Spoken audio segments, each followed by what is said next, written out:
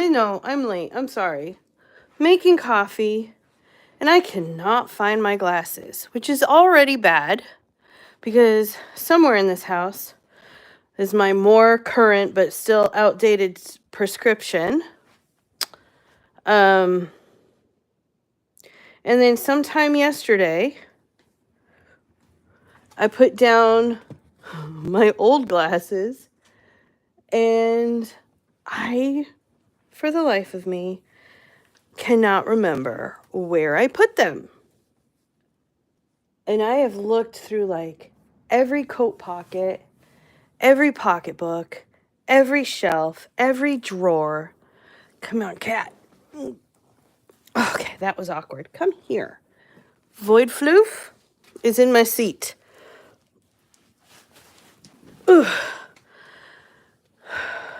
Okay, but I have looked like through everything. Every end table. Come on, cat. Move. It is not an invitation for you to play with my charger. Yay, floof. So, I don't even know. Hopefully I'll be able to see everyone's comments and questions. Excuse me. But I don't even know. I've like torn this house apart looking for my glasses. Oops. Good morning, good morning. I'm so mad because they're my glasses and I need them.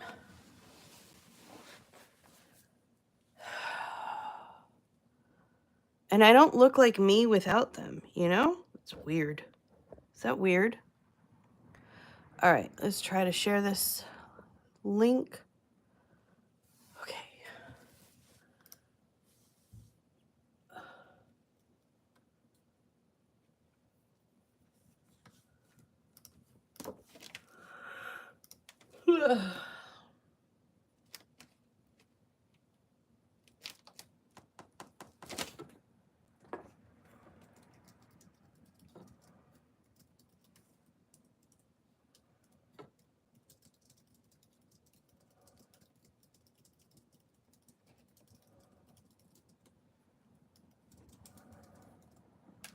Okay. All right. How did you sleep? It's 10 p.m. for you. I slept okay. How was your day?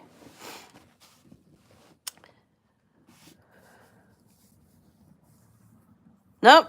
Checked there. Checked every drawer in there just in case because I've been known to do that. There have been times in my life where I have found them like under the sink for one reason or another. Nope. I checked all the normal places, then I checked all the abnormal places, like all the weirdo, well, there was that one time I had them in the freezer. Nope.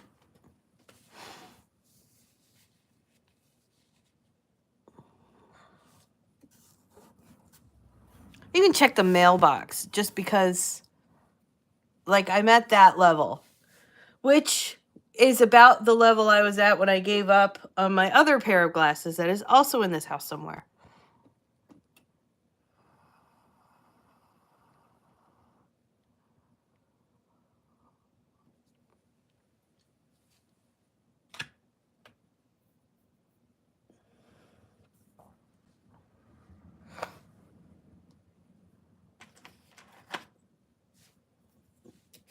And I know, I just know they're gonna show up somewhere stupid. Fun, right? So if I miss comments, or if I start looking weird, or like trying to adjust my distance to the phone, severe rainstorm, flashing lights and all, felt like crap when I woke up. Sarah, I'm sorry. Scavenger hunt with the kids. No. No. The kids are horrible at looking for things.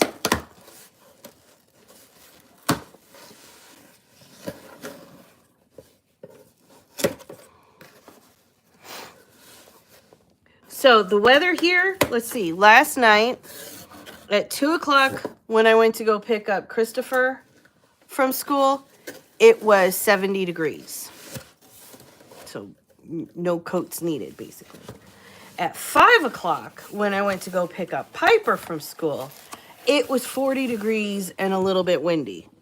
So jackets needed.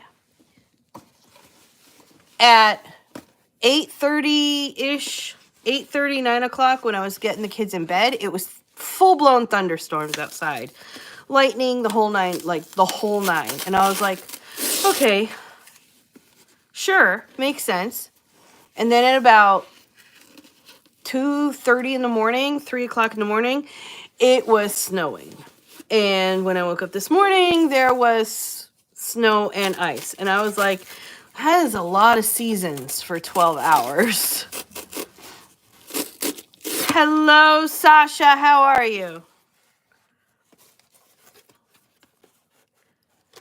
Offer a prize. Prizes do not work for my kids. Kayla's book. Look what Kayla put out. Oh, I forgot the date today. Oh, yay. Oh, it looks so good. Anyway, prizes don't work for my kids. Prizes rarely work for ADHD people anyway. Because it better be a pretty dang big prize. Like more than just commensurate to the effort. It needs to be like triple to the effort to keep an ADHD person going. Because ADHD people, if they don't like what they have to do with, for example, for Piper, she doesn't like cleaning her room. Who does? But she doesn't like cleaning her room. So if I try to offer her a prize, like, hey, if you get your room clean, then I will give you, like, what are some of the things she's wanted in the past? She's wanted a new computer. She has wanted a new tablet. She has wanted a Lego set. She has wanted, like, different princess dresses over the years and whatever. She has a few. But, like, I'll pick something that I know that she wants. If you get your room clean, I will do this. Because that's what they tell you to do, right? But the thing is like with an ADHD person, and I'm the same way, I do the same thing. So honestly, I should have known this before I even tried it in the parenting realm, honestly. But when you have ADHD, you start doing the thing that you have the prize for, right? You start doing it because you're motivated at that beginning, like, okay, yeah, I can start this. I can get this going. But then when the realization of the effort kicks in, and it does not matter how much effort, it's not a matter of, oh, this is harder than I thought it would be, or this is more work than I thought it would be. That part doesn't matter because we can't measure that part. Work is work is work is work. It's all the same, whether it's a tiny task or a big task. It's all the same. But once we get into it, if for whatever reason the work itself is not creating dopamine and is not keeping us interested and excited, this is why like Aubrey, she was saying that she puts clothes away while she's wearing heels, right? Because it's a new challenge and it's novel and it makes it more exciting, right? If we can't do that, the immediate next thing that we start to do is start to think, is there another way to get that prize? Is there another way to get that thing that we want? i.e., Piper will start trying to bargain with me. Well, what if I come home with straight A's? She's already getting straight A's. Or she'll start, I can ask my dad for it. Or she'll start, well, what if we do this with my room? Or something along those lines. Or then when the answer is no, no, no, no, no, it becomes a question of how much do I really want that thing? I've lived without it for this long, so I probably don't need it that much. And she'll actually start deciding that she just doesn't want the thing anymore. And I do the same exact thing to myself all the time. So prizes don't work with us. Find good luck, good health, and happiness. Thank you. Hello. I don't know how to pronounce your name. Harshad? Example, me. I'll join sprints. Also watch YouTube writing video advertisement for the game pop-ups. There went the rest of the day. Yeah, someone told me fan fiction falls under free speech and parody. No. After I said the author can say they do or don't want fan fiction wrote for their story, like, no, it falls under copyright. Yeah, no. It falls under a combination of copyright for the story, the universe, things like that. And then there are certain parts that fall under probably trademark, even, depending on how far that author went to protect their property. But, like, certain characters fall under trademark. Because if it doesn't have innate creative value, which most of the time characters by themselves do not have, innate creative value. Like Dean Winchester. Dean Winchester, the character, doesn't have any innate creative value. So Dean Winchester, the character, is probably, and I don't know because I haven't looked it up, but probably protected under trademark, not copyright. But the whole backstory of Dean Winchester and the story that they've gone through in Supernatural, that's protected by copyright because that's where all the creative value is. So there's probably a mixed blend in there, but it does depend on, because trademark, copyright is yours when you start writing, regardless of publication status. Trademarks you have to actually like apply for and stuff, and you have to be using it before you can apply for it. So it's not like you can apply for a trademark before you ever use that character. You know what I mean? I can't find anything now. I can't find a hair tie. I can't find a claw clip. I can't find my glasses. I am just a whole hot mess today, and I am not enjoying myself one little bit. I am not liking how this day has started, except that I got a book. Parody is when you do a complete transformation. Like think Weird Al Yankovic is one who does a lot of parodies on songs, but it's it's usually the melody and it's a joke on top of the song, right? Like instead of beat it, it's eat it, right? So it's usually put up as a joke for the material it's derived from, but it's also a complete creative work in and of itself. So it's not just taking the character of Dean Winchester and putting him over here and like say creating a crossover with another universe or writing a whole new story for him to go into or whatever. But for it to be a parody, you would need to be using Dean Winchester in a way that mocks Supernatural and is its own creative force at the same time, which you probably don't want to do, because who wants to do that? That's ridiculous. Call an in-law. They have to be a kid who doesn't understand what it means yet. Yeah, it must be. Every time I can't find something, I call my daughter-in-law and talk with her until I find the thing. Well, I'm not going to have a daughter-in-law for at least another 10 years. And that's if my kids get married when they're like super young still, like in their teens. So there's not really a solution for me. And you forget, I have no family here. So is Scary Movie a parody of Scream? Scary Movie is a parody of Scream and a lot of other movie tropes put in.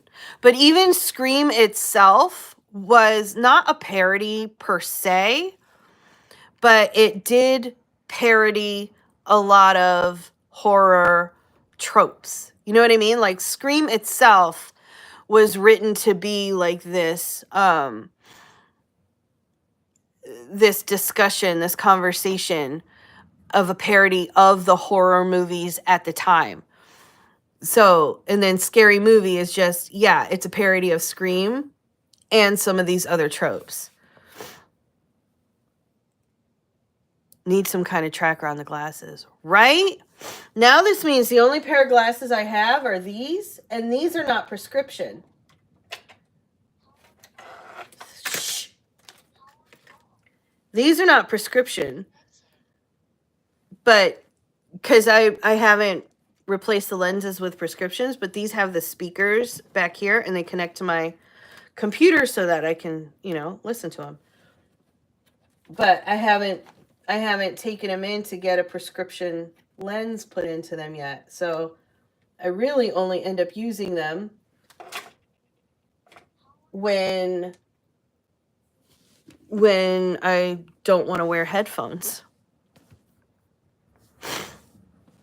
I'm really mad right now at my life. And as far as fair use again means using a tiny piece of someone else's work in order to create something completely new.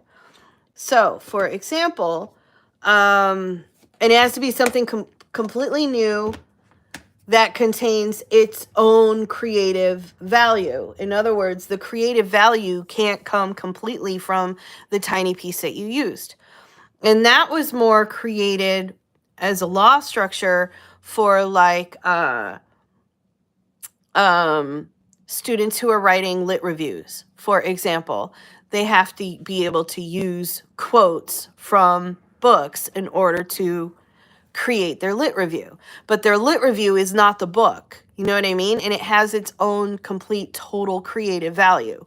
Or for news to be able to comment on parts of what's happening in the world, they have to be able to like take pieces of speeches to create the news. Or you can take, say,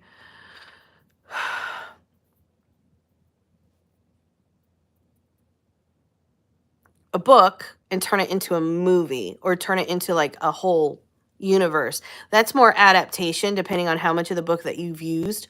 Or if you're writing a book and you want to like include a line, you're writing a whole other book. Using an itty bitty piece of someone else's book in your book under fair use means you're creating a whole other book with its own creative value, and you're referencing this one tiny piece.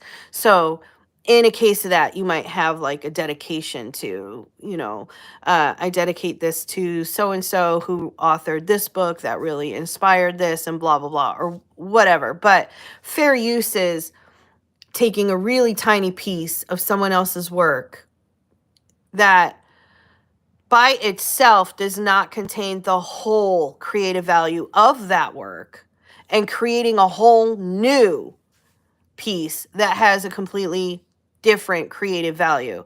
So like a lot of these movie things on YouTube where you get a lot of people like reacting, not just reacting, because reacting isn't any creative value either, but like you get these movie essays on YouTube where they're talking about like the underlying philosophies or whatever, and they've got like clips of the movie. That falls under fair use. Or like Legal Eagle, how he'll take like bits of the news and he'll give his legal insights. That's fair use, because you're taking someone else's work, a tiny portion of someone else's work, not the whole thing, and you are creating something completely new that is not in competition with said work and is not just a complete copy of said work.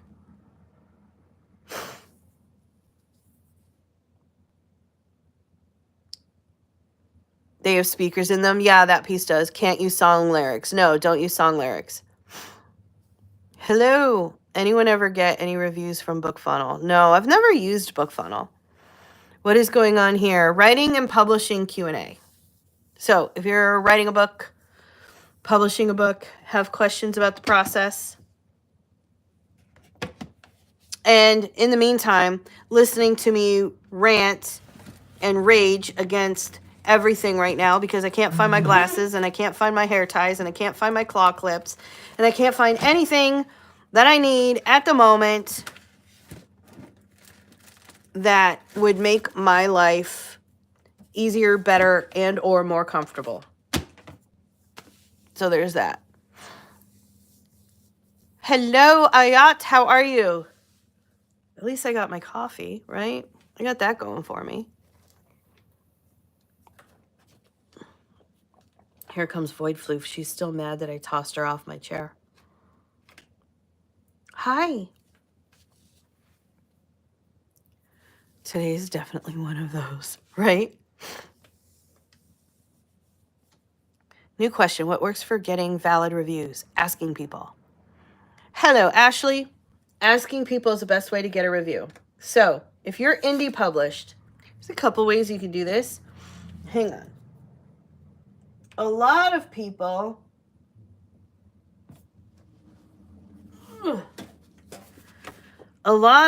will put something in the back of their book. No, notes.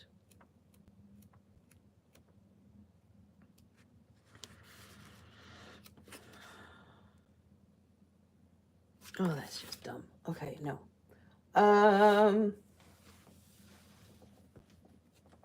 50 billion books here, and I bet you none of these are going to have an example of what I'm trying to talk to you about. Because that is always the way. Special thank you, supporters. But a lot of people, right near the back of the book, they'll say, you know, the basics. Kind of like, thank you so much for reading my book. If you liked it, please go leave a review, right? And they just kind of like, hey, no ma'am, don't be chewing on things. You'd think she was a puppy. Okay. It's just like a kind of a vague, hey, go leave a review. No. Some people will make it easier, and it should be easier. It should always be easier because no one likes to finish a book and then have to go like hunting for that book online just to leave a review. Unless that's their job, but the typical reader doesn't want to do that. Some people will make that easier by leaving like a link to the review page. I cannot find any of the books I want now. But they'll leave like a link to the review page. Or like in my case, I used a QR code that said like, hey, thanks. If you like this, you know, take out your phone, scan this, and it'll, you know, go leave a review. And it goes straight to the review page on Amazon. No. Did you do it? Kayla, did you do it?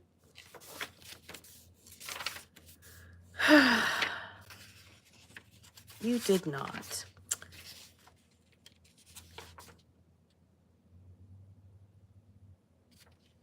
I can't find any. I know there are so many books with examples, but I can't find any. 1, 2, 3, 4, 5, 6, 7. I just went through 8, 9 books, and none of them have it. And my books are not in reach because, of course, they aren't. But you want to make it easier. That's the best way to get valid reviews. Just ask. Also, you can start with an ARC review team, which is they receive advanced reader copies, hence ARC, ahead of time. And those are usually really close to the published copies. They've already been formatted and everything else. But usually you send out like a PDF version rather than a Kindle version. So it's really close, but it's not quite the published copy. But they get it ahead of time, usually within a couple of weeks before the actual thing goes out. And you say, hey, basically, will you go leave an honest review in exchange for a free book? Now, with that, I say be careful. Don't like scattershot. Do not do a spray and pray. Don't ask just anybody.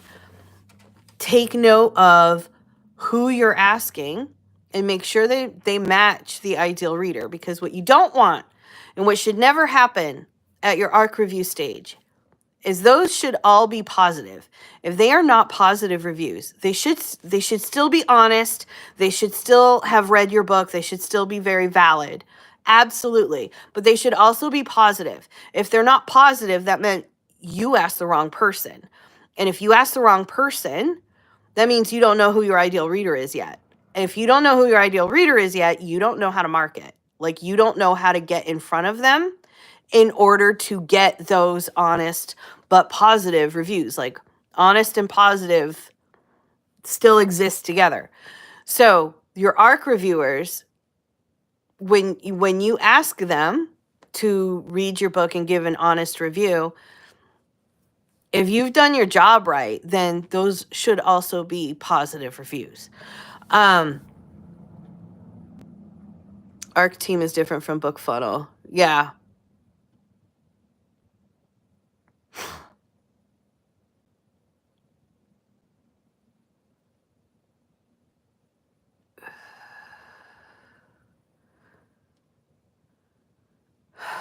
Rob is out of bed. I was able to wash the sheets and everything. Nice. Hello, love from India. Well, hello. Finally able to watch on my phone so I can comment. Yay, Kimmy, hi. Hello, Alex. Explain more. Can't review if they don't buy or have a free copy. Won't buy if I don't see reviews. So this is where, is it just Tim? Sorry, my glasses. Tim Trott Productions. Okay, so this is where marketing fixes everything. So if you remember that marketing means showing up, marketing fixes everything except lack of vision. So, all right, whiteboard, hang on. Actually, smaller whiteboard. All right, so, now watch, I'm not going to be able to find my whiteboard pens, and I'm going to be all upset all over again about losing things, because everything today is all about just losing myself, apparently. And I am, no, that's a Sharpie. Oh, good, I found my Sharpie, though. That's not what I want. All right, no whiteboard. Because otherwise you're just going to waste your time watching the back of my head while I look for a freaking dry erase marker. I really am not liking today and how it is shaping up. All right. All right. Sales is transaction, right? A sale is, hey, will you buy this thing? Yes, here's my money. Give me the thing. That is the sale. It is the transaction. And I use that also for any transaction, including non-monetary. Hey, will you read my book in exchange for a review? Yes, give me the book and I will be glad to give you a review. That is a transaction. Hey, will you sign up for my newsletter, and in exchange I will give you this free book. Yes, I want the free book. Here is my email address. That transaction. So those are sales. Sales is the actual transaction. You don't have to be good or bad at sales. Sales happen. Regardless, you do not have to get good at sales. Sales happen. That is a transaction. Promotion is when you're doing the ask. That's when you are reminding people that you have something that is out there available for said transaction and how to get it. That is a promotion, right? So, hey, if you go to this website, you can get a free book. And then people will hopefully follow your recommendation, go to that website, and then proceed with the transaction and the actual sale, right? So that's promotion. Marketing is everything you do in between. It's showing up and earning the right to do the promotion. So it's showing up in different ways. And in the case of readers, you're showing up as an author, but you want to show up as a reader. You're kind of like this dual personality, because readers like recommendations from other readers. They don't particularly like recommendations from authors because they believe that there's an ulterior motive there. And a lot of times there is, but like You're an author. Of course, you're going to recommend your book, right? So the marketing is everything else that you do. So in marketing, you're showing up, you're connecting with readers on a more personal level, not divulging like I'm not talking about your kids or like divulging all the things that are wrong with your life or like, all of those things. I mean, you can if you want, but I'm not saying you have to like give up all privacy, but you do have to connect on a more personal level in terms of organic social media marketing, not necessarily like paid marketing or anything, right? So you're showing up, you're talking about book reviews, you're talking about the industry, you're talking about maybe a little bit of your process behind your book, the like the setting and the inspiration that you use to come up with it and things like that. Not spoilers, but like other tidbits about your book. You're talking about top lists, you're talking about new books that are coming out that you're excited to read. All of those things, that's all marketing. As you do that, you are creating a fandom around you of other readers who like to read the same books you like to read, who like to talk about the same books you like to talk about, and are also becoming more and more interested in your book because it's related to all of these other things that they like to read and like to talk about. So if you have really good marketing, and you're building this fandom around you of people, it's really easy to get them to want to buy the book even before you have reviews because they're already excited. So these are the people that you're talking to the most. So that's the best place to get your beta readers from, and it's also the best place to get your ARC reviewers from because they're already fans. They already want to be involved because they've already been following you along for this whole journey. Those are the best places.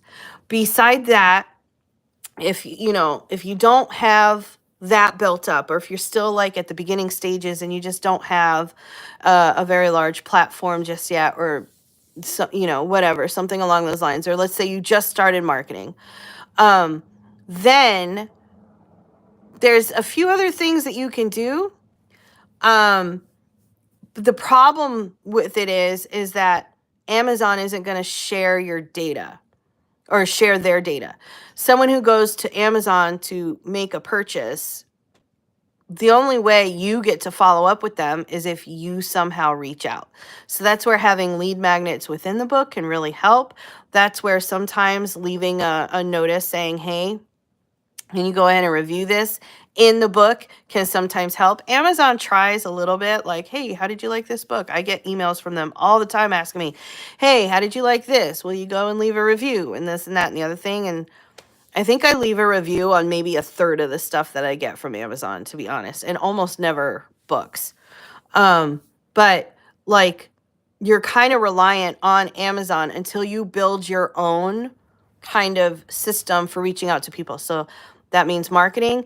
That also usually means your own email list, because if you have your email list, you don't have to know if they bought your book or not. First off, you're going to mention to your email list, you're going to say, hey, the book is out.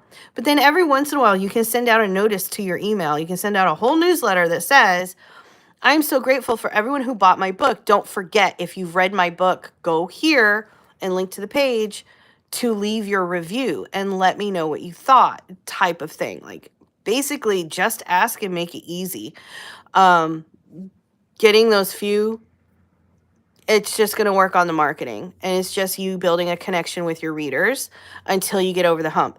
One, if it's any solace, and I don't know if this works or not for you, but if there's any solace, reviews don't sell books. They honestly don't. If you look at just about any sales page out there, reviews and testimonials are at the bottom because they don't sell the book. They don't move the needle. What they do is they nudge fence sitters. So if you don't have any reviews and you're not getting any sales, work on how you can get sales. Work on bettering the blurb. Work on making sure that your book is being found in searches and the keywords are in there. Work on making the blurb much more compelling to want people to want to buy, and then work on your social marketing and building up that fandom in the actual marketing part, so that when you remind people that you have the book and where they can go buy it, they are more likely to actually follow through and do the transaction. Looks like the gang's all here. Yep. Hello, Luke. Puppy whining because she wants to watch a storm. Now I'm sitting in the sunroom with her watching it. It's chilly out here. Hope she's happy. Puppy. Someone on Clubhouse today had a profile that said their book is so good it would drive people to leave reviews. Nice. Good morning, Taylor. It snowed again. I have a list of 200 ARC readers of 6 books and very few reviews since 2016. Just keep reminding them then at that point. Just go back and remind them. Say, hey, you signed up. I gave you a free book. Would you please go leave your review now? Power flickered. Oh, hello. Glad to hear Rob's feeling better. Suggest an ARC resource. You mean like, hello, Facebook gets nice comments only. Hi, the whiteboard, run. I couldn't get it out anyway. Where am I from? The United States. Well, if it helps you feel better, I just upended my whole baby powder jar over my desk while trying to move and adjust said desk. I should have just kept watching the storm. Amazon does not allow reviews for pre-release. What is the point in pre-release? Webinar said Amazon ads are a waste of money if the book doesn't have.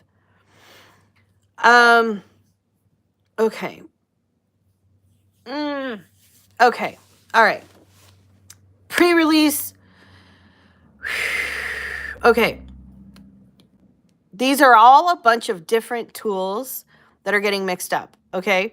So pre-release is a period of time in which people can purchase the book.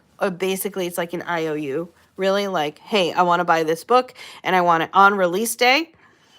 And you're free to charge me on release day. Like, it's like an IOU in exchange for a promise that they're going to get the book on release day.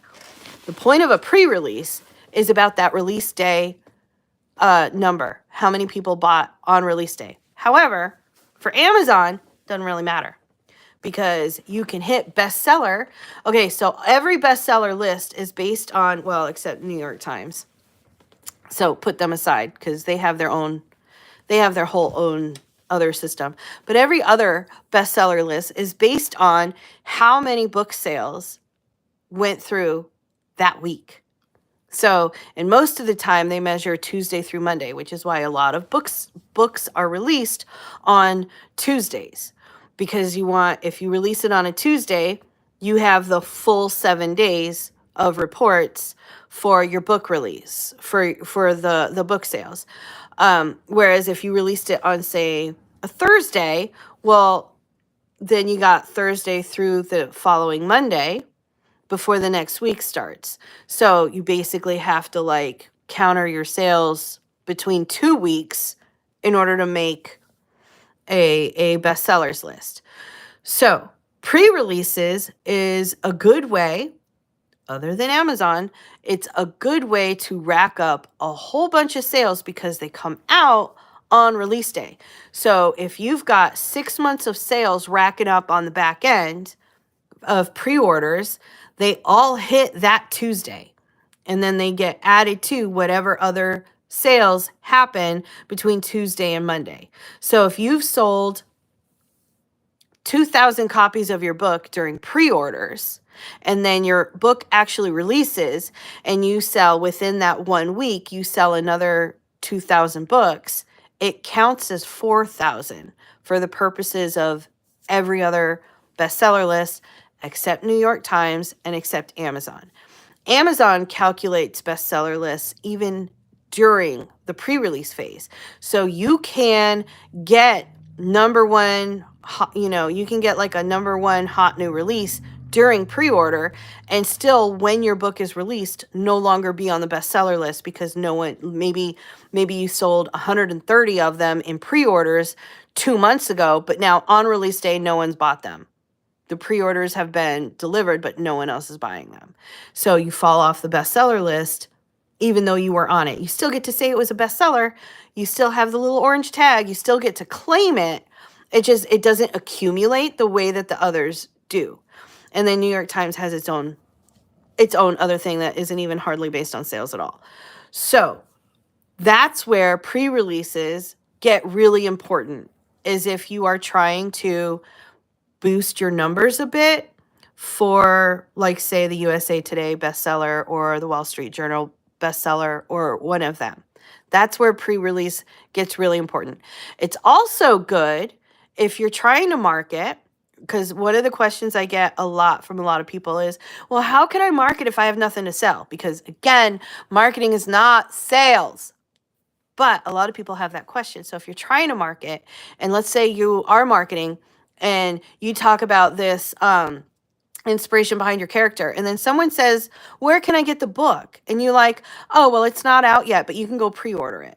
It gives you a call to action. It gives you some place where you can send people if the book isn't out yet. So it has that added benefit. So there's that.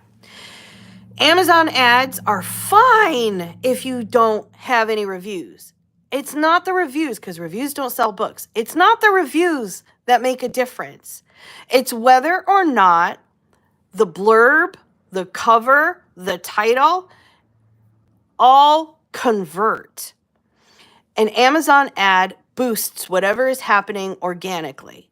So if you get 100 eyes on your Amazon page, let's say you share your book into some, I don't know, say you find some group or your email newsletter or whatever, and you share your link to your Amazon book to buy, and you get 100 people to click that link and they go and look at that book, and 0 of them, 100 people, and 0 of them buy. There is something wrong with that page, and it's not the reviews. It's a mismatch between expectations. Maybe they're the wrong people, but also maybe the blurb just doesn't feel that exciting. Or maybe they don't resonate with the book cover, or maybe there's no look inside feature, but there's something on the page at that point that is making them say, no. No.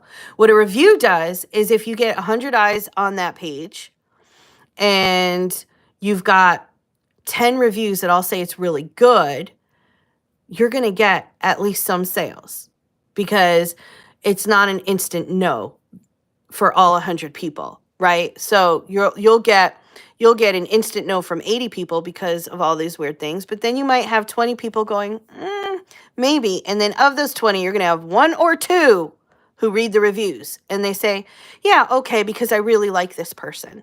So yeah, I'll give it a try because I really like the person. And even though all the rest of this sucks, they also have reviews that say it's good. Okay.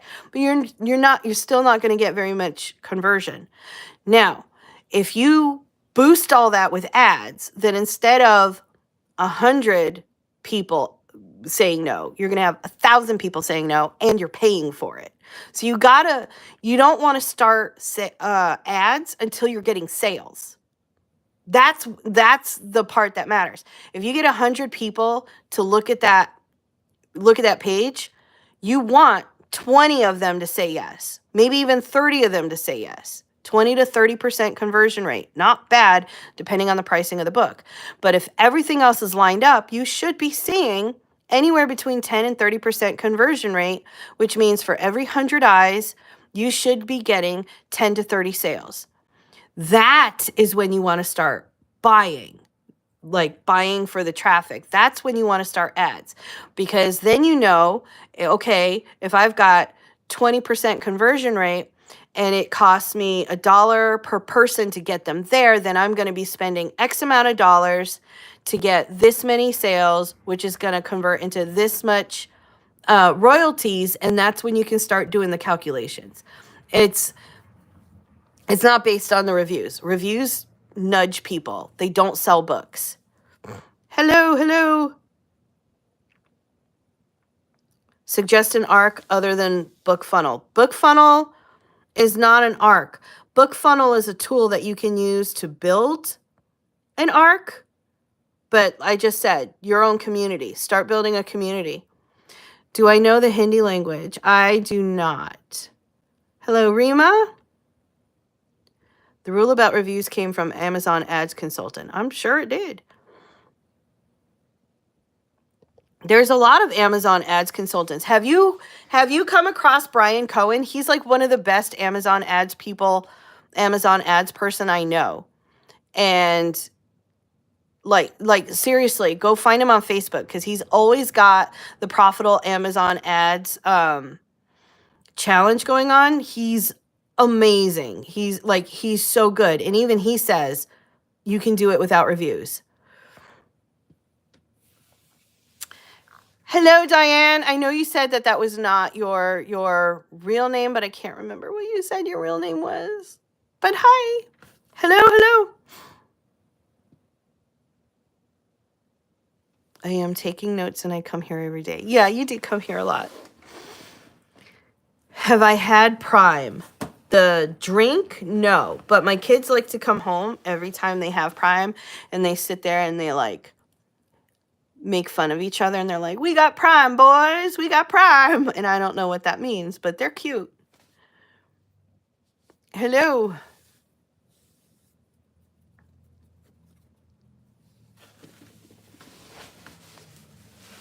Aurora. That's right.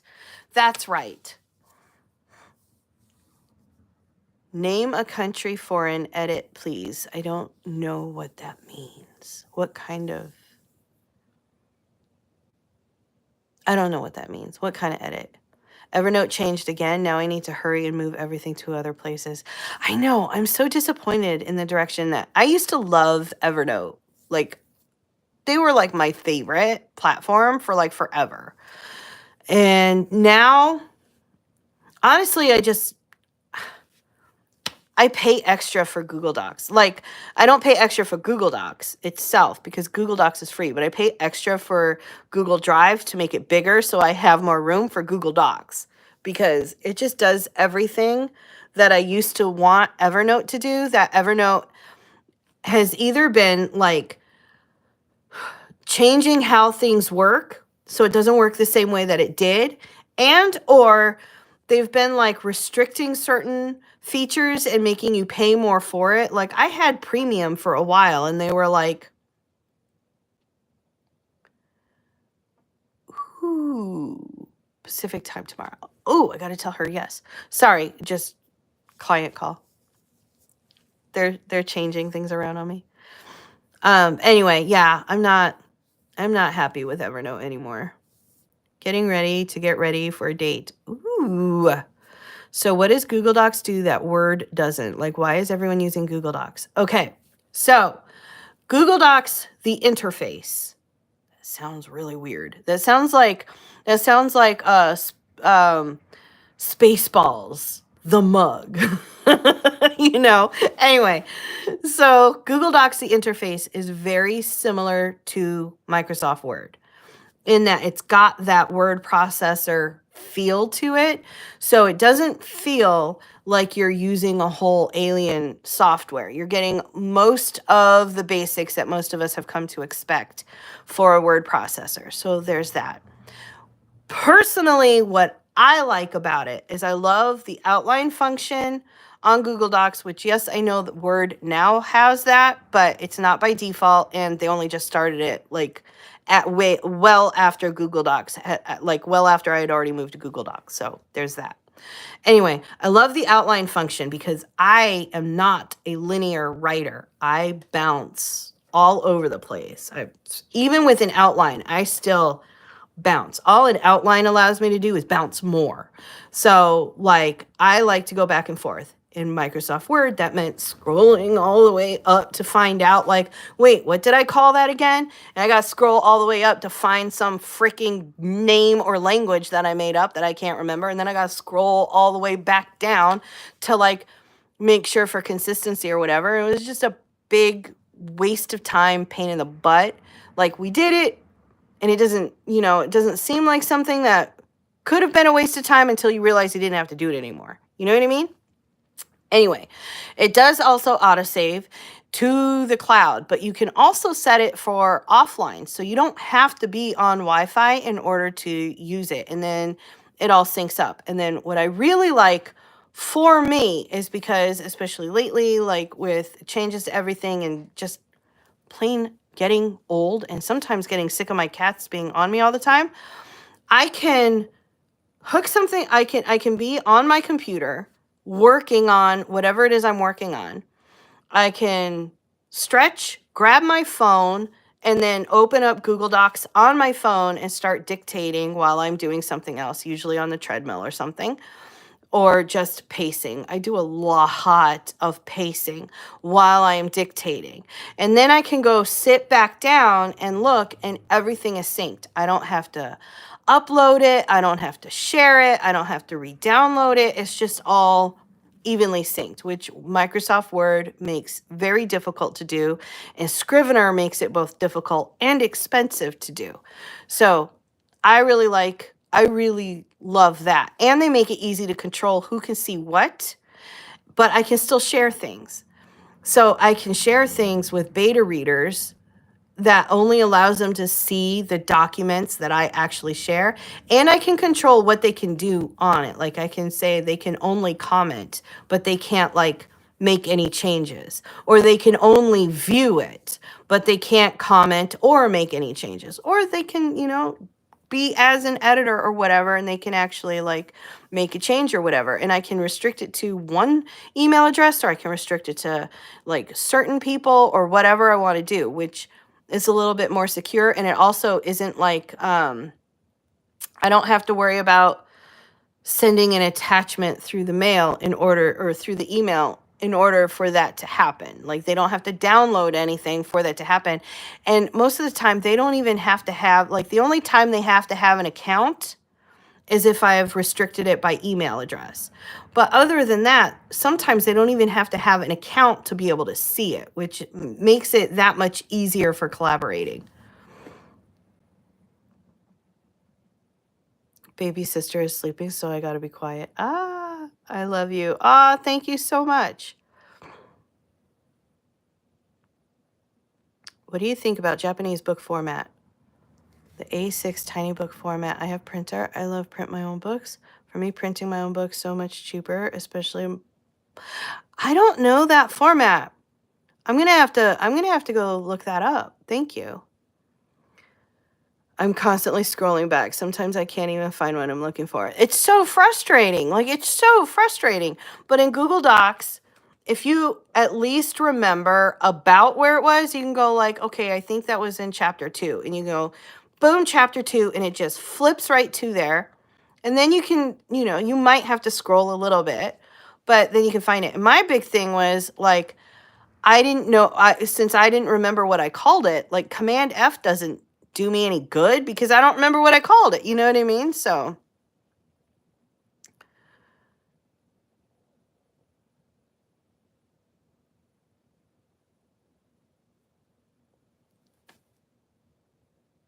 do you have to opt out of them having access to your writing? Well, once you share it with the person, you can revoke their access if you want.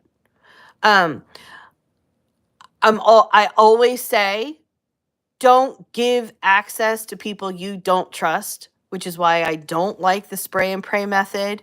I don't condone and I don't advocate for going to a huge writing group of like 60,000 people and saying, who wants to be a beta reader, and then sending your book to 600 people. Like you should be able to use discernment.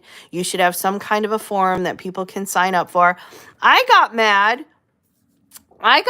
not long ago because I was writing a book and it was designed for, I'm very white. Like I'm very white, right? And someone had told me that the problem with critical race theory is that there were no white mothers teaching their white kids about critical race theory, and that was a huge gap that we needed. So I was like, I could do that. I'll start with my kids. Like, I can see that being a gap. If it's only people of color who are trying to teach critical race theory, That would be a huge gap. We do need white. Okay, I can fill that gap. So I wrote a book, a children's book, from that point of view as a white mom who wants to teach her white children, or at least white passing children, because my kids are mixed, um, about critical race theory. So I was like, I can do that. And I finished it, and it was a children's book. So there was a lot of rhymes, and it was my first one. I finished it, put together a form for beta readers. And I could see a couple of people had clicked the link and filled out the form. And then all of a sudden, I got an email from someone who was like, someone told me about your book and shared the form with me, and I wanted to give you my opinion. Well, guess who's no longer on my list of beta readers? Either of them. Because like they shared it with someone I didn't know. They shared it with someone that it ended up, I don't think I could trust, who decided to come back and let me know that it wasn't my place, in which case, also fine. Notice I did not publish said book. It's just for me and my kids. But like the person who was approved to be a beta read, no longer. Like, no, why did you sign up for it then? And the reason they said that they shared it is they were like, well, it didn't feel like it was my place to give an opinion because I'm also white. So I wanted to share it with my friend who is a person of color. Then why did you sign up for it? Like, if you're going to, like, I literally told you what it was for, where the idea came from, and the perspective that it was for. If you didn't agree with any of that, why did you sign up to be a beta read? So anyway, I do not look like Britney Spears. Oh my gosh, but thank you for saying that. But no, I don't. Anyway, yeah. There was, yeah, you gotta vet. You do have to vet your people. Don't trust everyone. Just want to say hi and say you're pretty. Thank you very much, Carrie. How do I self-publish without spending $1? Spend a whole lot of time. Literally years. Spend years. And because you have to take so many breaks, you have to write, and then you're going to have to take a break, and you're going to have to learn how to edit. Do not learn how to edit on your book. Learn how to edit and then apply your learning to your book. And then you're going to have to take more breaks, and you're going to have to learn a whole other type of editing, and you're going to have to go back. And again, don't learn how to edit on your book. Learn how to edit and then apply it to your book. And then you're going to, you might be able to also get away with alpha readers and beta readers to help figure everything else out and give you feedback that you would need to make your book better in lieu of having an editor do it. But that means taking more and more and more time because you are too close to your story. You need to create distance and objectivity to your book, and you need some kind of an expertise to come in to say, is this actually a compelling story? Not just, do I know how to edit, but is this also a compelling story? That's two sides of the same coin. And then learn how to format, and then learn how to proofread, and then learn how to cover, design a book cover, so on and so forth. I believe anyone can do all of these things. If you do not have the money to invest in hiring people, absolutely 100%, yes, you can self-publish and do these things.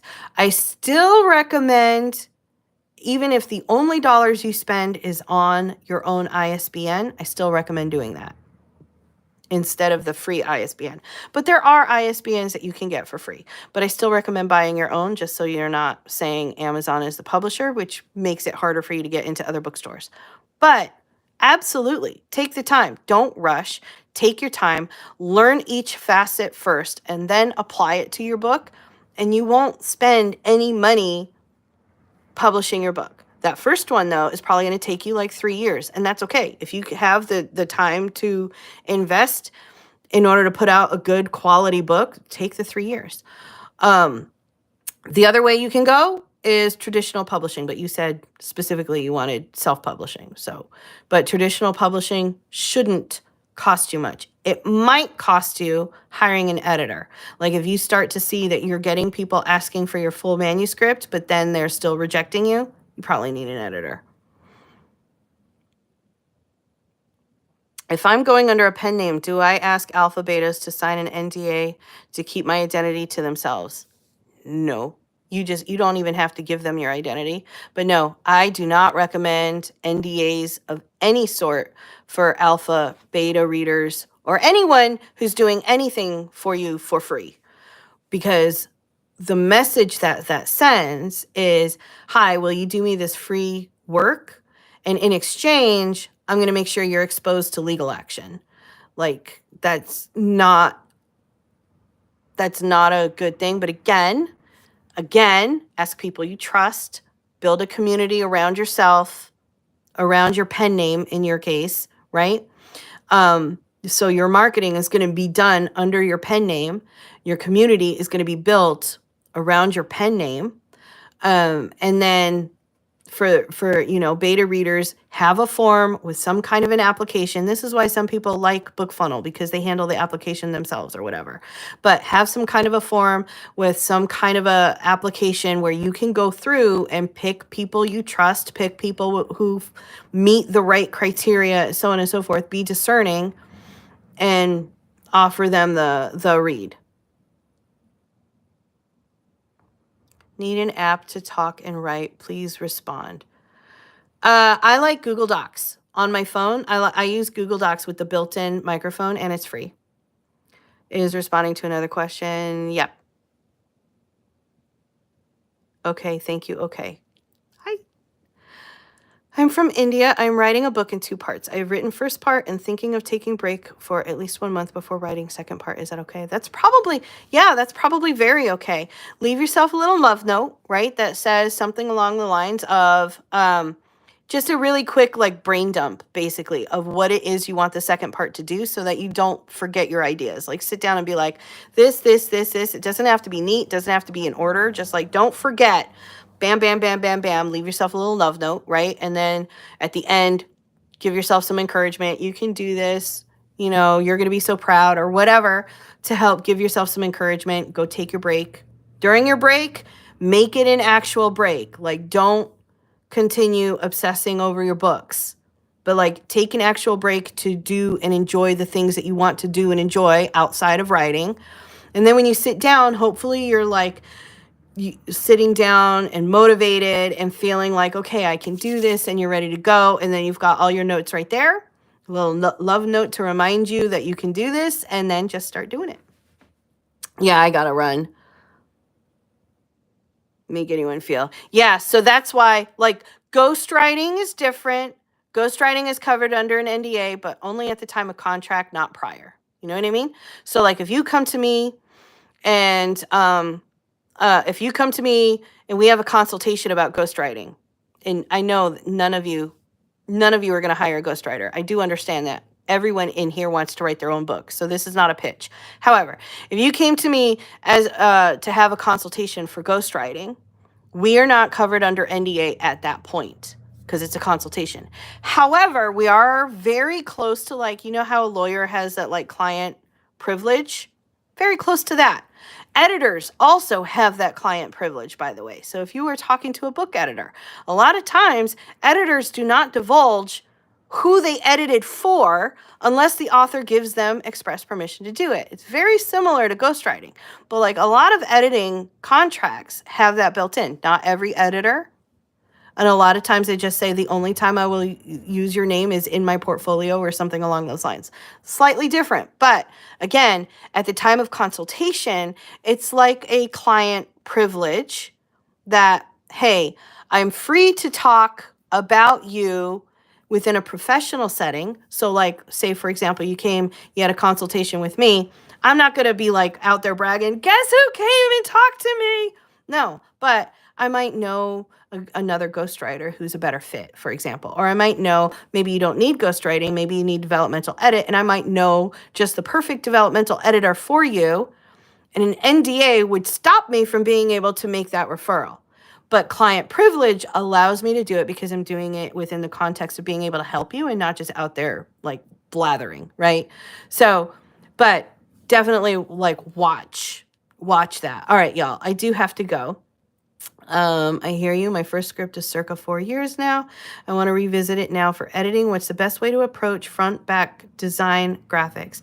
Honestly, I'm not a good book cover designer. I design my own books, but that's because like I am so minimalistic when it comes to them. And like if I could show you, it's ridiculous how little I put into my book covers because I am not a good book cover designer. So my thought would be hit up Etsy first, hit up Etsy, hit up Amazon, and just start looking and drawing inspiration, and then talk to an actual graphic designer for more ideas, more how-tos. There might even be a course out there on how to design a book cover. I don't know, but I'm not a good person to ask for that. All right, y'all, I have to run. Thank you so much for hanging out with me today. I hope you have an amazing day. Go get all the words written. Hopefully I find my glasses. And I will talk to y'all tomorrow morning, okay? Bye.